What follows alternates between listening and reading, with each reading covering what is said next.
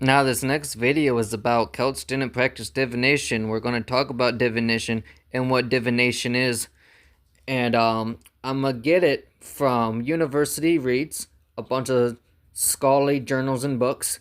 And we're also going to talk about other things that maybe would have thought the Celts would have practiced divination, such as magic, what magic really means, was there magic in the Celtic world, and inscriptions. We are also going to go over Irish and Scottish dictionaries, and we are also going to go over which groups across the globe actually did practice divination and which ones did not. This is Joel and Luke's from Celtic Druid Temples of Beliefs, and I am a modern Druid scholar, and this is going to go over divination. Welcome to my channel. Like, comment, and subscribe. This is taken from Oxford University, Ancient Divination and Experience, edited by Lindsay D. Driders Murphy. And I feel like this plays a very important role, whether you are now just learning about the ancient past or becoming a scholar yourself. It is good to have an index about the people's background from such universities as well. Here we can see that Lindsay is an associate professor of Latin and Roman and social religious history at the University of Calgary, Canada. And we also have background about Esther Edinal is a professor of ancient history at the University of Bristol, UK. Magistrate to alter the behavior of his rivals and opponents, or by the individual claimant to power to bluster his own case. Our intention is not to dismiss these insights, but to highlight other aspects of ancient divination, which such fundamentalist approaches have intended to overlook recent developments in classics, anthropology, and cognitive science, encourage progress in several new aspects of exploration in the discipline of anthropology. Several scholars have offered productive critiques of an excessive reliance on functionalist interpretations of divination, and criticism with classics has not yet fully engaged in the discipline of cognitive science. Studies of brain activity during perceived religious experience suggest that these can be understood without assuming manipulation, hypocrisy, or deception on the subject part. Reach into ancient Greek and Roman divination is also exploring more of a difference in dimensions than before. For example, scholars of ancient Greek divinatory practices have begun to examine divinatory activities to discourse concerned with these activities as ways of human beings to express particular aspects of their relationship. Where is that relation? Okay. Aspects of their relationships and interpretations with their environment. Interaction within the environment that has to do with the divine. On the Roman side, there is a growing recognition drawing on critiques of the polis religion model that even public religion was not simply the preserve of the elite for divination to fulfill the functions we typically ascribe to it. It must have dealt in symbols, concerns, and ideas which resonated both with those. Now, one thing I want to say before we move on into the next page is that we are currently talking about the Greeks and Romans. And as you can see, the Celts aren't mentioned. That is because they didn't practice divination, but invocation, which we will get later into this. Basically, what invocation is prayer. asking deities for help. Davis, Baldwin, Epiphanies, Flower, Almonds, and Prodigies, and Portents. Nigel, I'm bad at names that are in different languages, so I'm sorry for this mispronunciation. Santanago, and I know I probably butchered that. And Styles and Sacrifice, Dodger Murphy.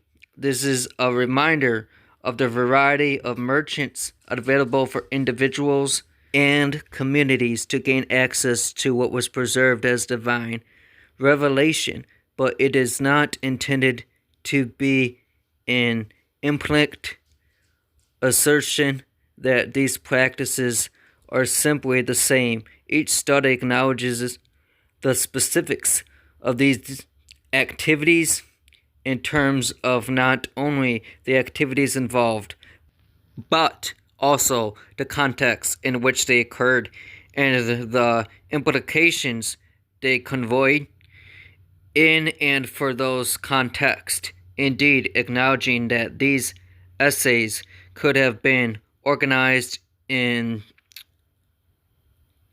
a number of different ways, we have arranged them so as to draw attention to some of these specifics and the resulting questions that they raise for modern scholarship. However, we hope our readers will find other themes across essays that may suggest different commonalities. Divination had a long life in Mesopotamia, and it took many forms. It certainly predates the earliest written records and last in some forms well into the Common Era. Virtually anything could constitute a divine sign, and omens could be associated or unassociated. Forms of associated divination include the use of flour, incense oil, and casting lots of arrows, though explicitly was the most common and obtained unsocialized omen by way of dreams, malformed births, necromancy. Now, I'm not the best at pronunciating, so here are a list of different groups of people in Mesopotamia, including the Sumerians. The craft of these scholarly experts were, a large extent, complementary in their respective disciplines in fields represented parts of a larger whole, which I, in conformity with the native Mesopotamian terminology, propose to call wisdom. In my opinion, it is essential. In recent years, scholars have sought to understand ancient Near Eastern augury by considering the king's propagandistic use of omens and his appropriation of divination for his ideological self-representation. Others have analyzed the social and political and psychological support afforded to diviners and the influence of augurs. For those who don't know what augurs is, that would be the person who sees the future. I know there's probably some words in here that some of you will not recognize. Augurs upon the royal house. An alternative approach has been to examine the merchantics and heuristics of divination. While said scholarship has advanced our understanding significantly, in the main, it has tended to treat divination purely as an institution, often in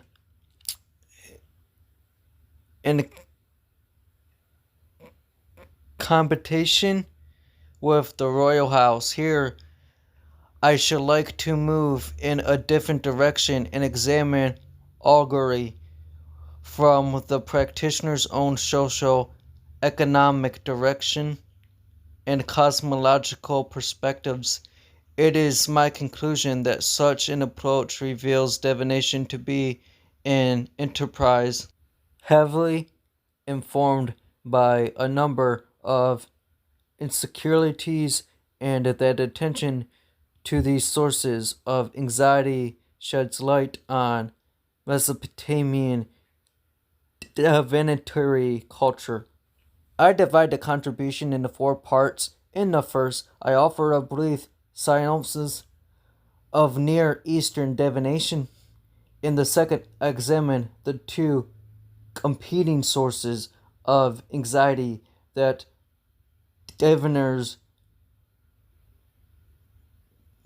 negated skepticism from others and their own theological principles. In the third person, I look at ways that divinators address these insecurities. In the final section, I offer a few conclusions based on the combined evidence. Magic and history, prayers, magic, and the stars in ancient late antiquate world. Increased dialogue with current scholarship on Greco-Roman religions similarity has begun to reveal how much Christian concepts of magic old Greco-Roman tendencies, but also were Christian ritual and theory diverged most fundamentally from the polytheist past. The study in magic in Arab sources, so also Arabs have done this, and especially the relationship of those sources to earlier, less antiquate, or even ancient contexts has been a topic of resources to the earlier late antiquate to even the ancient context has been a topic of resources investigation since at least the mid-19th century. Most of this work of philological and character focusing on the editing and interpretation of the key text. And then, of course, it continues to talk about Arabic people and their practices in divination. This book also includes Egypt and Israel. These path-breaking studies of Near Eastern religious traditions, however, have rarely enjoyed a distribution beyond major universities. Libraries and their existence has often escaped notice, even among scholars of Greco-Roman so-called magic. Our selection of essays for this volume, therefore, was, and here's all the lists of the different scholars who were in this book. Nowhere are the ancient Celts ever mentioned when it came to divination. Same could also be said for Scandinavia and people of Germanic origins. That was not a practice not until modern times, which is probably used by big Wicca now. But it was also not a Scandinavian tradition or a Germanic tradition. La literature Celtiques. I'm pronouncing it as Celtiques instead of the Romance Celtics. Even though it says Georges Dottin, this is actually originally written by Pierre, Yves, Lambert. Even though the phrase magique is being used, it is not used in a way that you think, and it has nothing to do with a divination practice. In fact, it has to do with Celtic inscriptions amongst the Gauls and the Bretons. And it talks about that let's write fundamentals from the Celtic relics in order to translate what certain words from the Celts mean. And it also states that it comes down to archaeologists and linguistics to translate after the Greek and Roman period. And these right here come from Gaulish inscriptions, and it also talks about what the possibility of what the inscriptions could mean and represent. And it used other Celtic languages that we know of today, as well as Latin. And the thing is, there is a word on here that is correct. They said they used it for spell, but that is incorrect. Actually, that means light or bright. Bright for the most part. This is taken from Glasgow, Scotland at Glasgow University. It is Old Scottish Gaelic, and it is also found in Old Irish, in which, of course, would have continental Celtic roots. However, Cambridge University has got this part correct. The lead tablet from Larzac contains one of the longest of the Gaulish inscriptions. It is a two-piece written on both sides, and seems to be a magical inscription about a woman casting spells, which they are wrong here. As I mentioned, it does not mean spells or charm or casting spells. This is not spell work. This is not magic. It is not a form of divination. It is invocation, which I honestly think is a misrepresentation and misguidance on their part, which may let people think that the ancient Celts practiced magic or divination, even though they did not. As well as later Welsh myths about a sorcerer named Merlin. And the other books before onward also talks about Asia and Africa too, practicing divination. This is a dictionary that talks amongst the Abrahamic God as well as the Virgin Mary of trying to explain what invocation means. It practically just explains invocation is a type of prayer. Help from someone, especially a god, sometimes as part of a religious ceremony.